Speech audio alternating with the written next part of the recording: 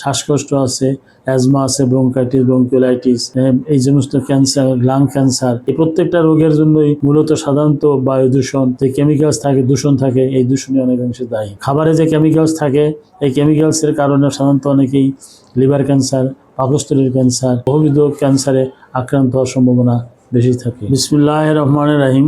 আমি ডক্টর মতিয়ার রহমান।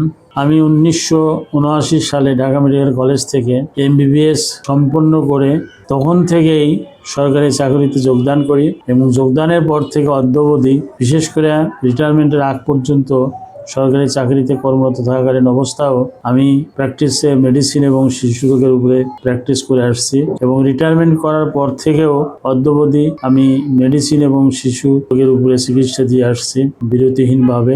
আমি বর্তমানে 2500 প্রবাসী কল্যাণ হসপিটালে মেডিসিন এবং শিশু বিষয়ের উপরে রোগী দেখি এবং এখানে প্রতিদিন সকাল 9টা থেকে বিকাল 5টা পর্যন্ত চেম্বার করি এবং এই চেম্বারে যে সমস্ত রোগীরা আমার কাছে আসে তাদেরকে প্রত্যেকেই চেষ্টা করি সুচিকিৎসা দেওয়ার জন্য এবং শুধু চিকিৎসা সেবাই না, বিশেষ করে আমি বিশ্বাস করি যে preventive is better then cure. রোগ প্রতিকারের চেয়ে প্রতিরোধী সর্বোত্তম। আমি যেহেতু পোস্ট গ্রাজুয়েশন করেছি MPS মাস্টার্স অফ পাবলিক হেলথের উপরে এবং আমি USTC থেকে ফ্যামিলি মেডিসিন ডিপ্লোমা সম্পন্ন করেছি, এই সমস্ত অভিজ্ঞতার ভিত্তিতে রোগীদেরকে চেষ্টা করি সুচিকিৎসা দেওয়ার জন্য এবং সুচিকিৎসার পাশাপাশি চেষ্টা করি যে তাদেরকে রোগ প্রতিরোধমূলক সচেতনতা ডেভেলপ করার জন্য। কারণ একটা রোগ তখনই হয় শরীরের ভিতরে যদি রোগ প্রতিরোধ ক্ষমতা কমে যায়। শরীরের ভিতরে রোগ প্রতিরোধ ক্ষমতা কমে গেলে যে কোনো সময় যে কোনো অসুখী আক্রান্ত হতে পারে এবং আক্রান্ত হলে সহসা সেই রোগ ভালো হয় না। আমি বিগত 4 মাস আগে আমেরিকায় বেশ কয়েক মাস আমি সেখানে অবস্থান করেছি এবং আমেরিকার চিকিৎসা ব্যবস্থা সম্পর্কে সম্যক ধারণা নিয়ে এসেছি। এখন থেকে 7 দিন আগেও আমি চীনের বেজিং শহরে একটা হসপিটাল ভিজিট করেছি এবং তাদের কাছ থেকে তাদের চিকিৎসা ব্যবস্থা সম্পর্কে সম্যক ধারণা নিয়েছি এবং রোগীদের সাথেও কথা বলার চেষ্টা করেছি এবং তাদের সেবার মানটাও সম্পূর্ণভাবে অবগত হয়েছি। আমি মনে করি যে বিশ্বের ভিতরে যতগুলো উন্নত দেশ আছে তার ভিতরে এই দুইটা অন্যতম। এই উন্নত বিশ্বের উন্নত দেশগুলোতে চিকিৎসা ব্যবস্থা সম্পর্কে ধ্যান ধারণা যেটা কি সেটা নিয়ে আসতে সক্ষম হয়েছি এবং চেষ্টা করছি আমাদের দেশেও যেন এই ব্যবস্থাপনা আমি বাস্তবায়ন করতে পারি, তার জন্য নিজে প্রাণপণ চেষ্টা করে যাচ্ছি। বিশেষ করে প্রতিরোধমূলক ব্যবস্থা আমি এই সমস্ত উন্নত বিশ্বে যেটা দেখেছি, রোগীর পার্সেন্টেজ আমাদের দেশের তুলনায় অনেক অংশে কম। রোগ সাধারণত হয় শরীরের, যে কথাটা আমি ইতিপূর্বে বলেছি, যে রোগ প্রতিরোধ ক্ষমতা যদি শরীরে কমে যায়, অর্থাৎ ইমিউনিটি যদি কমে যায়, তখনই সাধারণত রোগ দেখা দেয় বা অসুখে আক্রান্ত হয়। ওই সমস্ত দেশে কোনো প্রকারের কেমিক্যালস মিশ্রিত কোনো খাবার কোনো অবস্থাতে কোথাও পাওয়া যাবে না। পাশাপাশি রাস্তাঘাটে যে ধুলাবালির কারণে অনেকে শ্বাস প্রশ্বাসের রোগে, শ্বাসকষ্টের রোগে আক্রান্ত হয়, সেখানে ধুলাবালি বলতে কোনো কিছুই নেই। সবুজ বনায়ন, এখানে এই দুটো দেশে আমি দেখেছি প্রচুর সবুজ বনায়ন, অর্থাৎ গাছপালা রাস্তার ধারে আশেপাশে।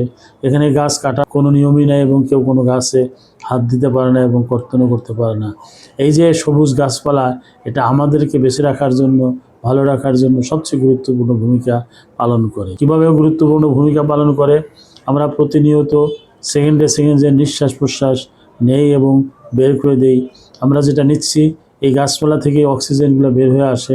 এই অক্সিজেনগুলো সাধারণত আমরা নিয়ে থাকি এবং আমরা যেটা ছাড়ি কার্বন ডাইঅক্সাইড, ওই গাছপালায় কার্বন ডাইঅক্সাইড নিয়ে পরিবেশ থেকে সম্পূর্ণভাবে নিঃশেষ করে ফেলে। চীনে যে জিনিসটা আমি লক্ষ্য করলাম, সেখানকার 50% লোক যারা কর্মজীবী বা কর্মজীবী ছাত্র বা কর্মজীবী, তার প্রত্যেকে কিন্তু বাইসাইকেল ব্যবহার করে। বাইসাইকেল এমনই একটা বাহন যেখানে কোনো পরিবেশ দূষণ করার মতো কোনো ব্যবস্থাও থাকে না। পাশাপাশি বাইসাইকেলের মাধ্যমে যারা চলাফেরা করে তাদের সাধারণত শরীরে এনার্জি ক্ষয় হয় এবং শরীরের রোগ প্রতিরোধ ক্ষমতা বৃদ্ধি পায়। কিন্তু আমরা এই বাইসাইকেলে উঠতে অভ্যস্ত না, আমরা সাধারণত মোটর বাইক বা বাসে এই সমস্ত বাহনে উঠতে অভ্যস্ত বা নিজেদের প্রাইভেট কারে। কাজে আমরা যদি বিভিন্ন জটিল এবং কঠিন রোগের হাত থেকে মুক্তি চাই, তাহলে পরিবেশকে ভালো রাখতে হবে, সুন্দর রাখতে হবে এবং আমাদেরকেও খাবারের পুষ্টিমান বৃদ্ধি করতে হবে। খাবারে কোনো প্রকার ভেজাল খাবার চলবে না এবং আমাদের আয়ুষ্কাল কমে যাওয়ার অর্থ একটাই বা বিভিন্ন রোগ শোকে আক্রান্ত হওয়ার একটাই, আমাদের দেশে অনেক খাবারেই বিভিন্ন ধরনের কেমিক্যাল মিশ্রিত থাকে, কিন্তু উন্নত বিশ্বে এই কেমিক্যালের প্রশ্নই আসে না। তারা সুন্দর কেমিক্যাল মুক্ত খাবার খায়, ফলমূল খায়। কাজেই আমরা যদি এইভাবে নিজেদেরকে সচেতন করে তুলি, তাহলে আশা করি যে কোনো অবস্থায় কোনো রোগী আমাদেরকে আক্রান্ত করতে পারবে না। শ্বাসকষ্ট আছে, অ্যাজমা আছে, ব্রঙ্কাইটিস, ব্রঙ্কিওলাইটিস, এই সমস্ত ক্যান্সার, লাং ক্যান্সার, এই প্রত্যেকটা রোগের জন্যই মূলত সাধারণত বায়ু দূষণ বা বায়ুর যে কেমিক্যালস থাকে, দূষণ থাকে, এই দূষণই অনেকাংশে দায়ী। খাবারে যে কেমিক্যালস থাকে, এই কেমিক্যালসের কারণে সাধারণত অনেকেই লিভার ক্যান্সার, পাকস্থলীর ক্যান্সার, বহুবিধ ক্যান্সারে আক্রান্ত হওয়ার সম্ভাবনা বেশি থাকে।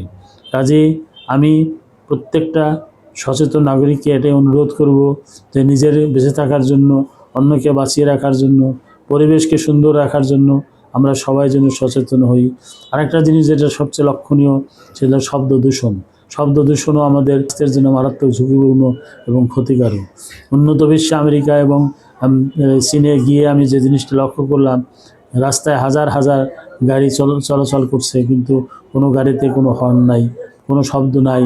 কাজে এই শব্দ দূষণের হাত থেকে তারা সম্পূর্ণভাবে মুক্ত এবং ভালো থাকে।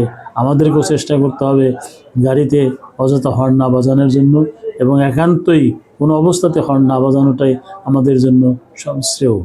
আমি অনুরোধ রাখবো গণপ্রজাতন্ত্রী বাংলাদেশ সরকারের উচ্চ পর্যায়ে যারা আছে, পরিবেশ দূষণ প্রতিরোধের জন্য এই গাড়িতে যে হর্ন ব্যবহার করে বা হর্ন যেটা দেয় সেটা যাতে বন্ধ রাখে। তার জন্য আইনগতভাবে যদি কোনো আইনের ব্যবস্থা করা যায়, তাহলে আমাদের দেশের জনগণের স্বাস্থ্য ভালো থাকবে, সুস্থ থাকবে, শব্দ দূষণ হাত থেকে নিজেদেরকে রক্ষা করতে সক্ষম হবে। আজকে আমি শুধু জেনারেলাইজডভাবে এই শব্দ দূষণ, বায়ু দূষণ, খাবারের কেমিক্যালস, এইগুলো হাত থেকে আমাদের সবাইকে মুক্ত রাখার জন্য, ভালো রাখার জন্য কথাগুলো বললাম। পরবর্তীতে অন্যান্য বিষয়ের উপরে বিশেষভাবে আলোচনা করব। ধন্যবাদ। প্রবাসী হসপিটাল, পরম যত্নে আস্থার সেবা।